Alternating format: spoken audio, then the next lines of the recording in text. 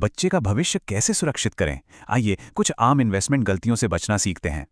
तो सबसे बड़ा सवाल यही है कि भविष्य में यूनिवर्सिटी की डिग्री आखिर कितने की पड़ेगी। एक अंदाजे के मुताबिक 2035 तक ये खर्चा आज से 3 से 5 गुना तक बढ़ सकता है। और यहीं पर होती है पहली सबसे आम गलती, इन्वेस्टमेंट शुरू करने में देरी करना। देखिए, यह है कंपाउंडिंग का जादू। जितनी देर से शुरू करेंगे, मंथली इन्वेस्टमेंट उतना ही ज्यादा करना पड़ेगा। तो उपाय क्या है? जितनी जल्दी हो सके शुरू करें, भले ही छोटी रकम से।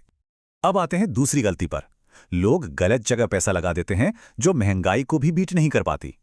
देखिए, इंश्योरेंस और इन्वेस्टमेंट को मिलाने से अक्सर रिटर्न्स बहुत कम मिलता है, महंगाई से भी कम। तो सीधा सा नियम है, अच्छे रिटर्न के लिए प्रोटेक्शन और इन्वेस्टमेंट, इन दोनों को हमेशा अलग अलग रखिए। चलिए अब तीसरी गलती को समझते हैं, बिना किसी टारगेट के बस पैसे बचाते रहना। एक उदाहरण लेते हैं।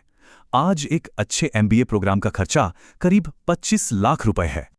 अब अगर 10% सालाना एजुकेशन इन्फ्लेशन जोड़ दें तो 15 साल में यही डिग्री करीब 70 लाख की पड़ेगी। इसीलिए गोल बेस्ड प्लानिंग इतनी जरूरी है। पहले फ्यूचर कॉस्ट का हिसाब लगाइए, फिर उस हिसाब से इन्वेस्ट कीजिए। और अगर प्लान विदेश में पढ़ाने का है तो एक और रिस्क है जिसे लोग अक्सर नजरअंदाज कर देते हैं।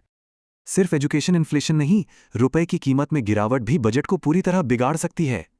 इसका इलाज है डाइवर्सिफिकेशन। पोर्टफोलियो का कुछ हिस्सा इंटरनेशनल फंड्स में डालना करेंसी रिस्क से बचाता है। और अब पांचवी और आखिरी गलती, अपने सेविंग्स प्लान को ही प्रोटेक्ट ना करना।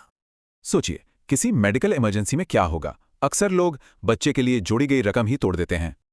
तो इसका हल है एक मजबूत सेफ्टी नेट, मतलब सही हेल्थ और टर्म लाइफ इंश्योरेंस होना ही चाहिए। तो सब कुछ समेट कर देखें तो यह है एक स्मार्ट एक्शन प्लान। इन 5 बातों का बस ध्यान रखना है, क्योंकि आखिर में एक अच्छी फाइनेंशियल प्लानिंग ही वो सबसे बड़ा तोहफा है जो अपने बच्चे को दिया जा सकता है।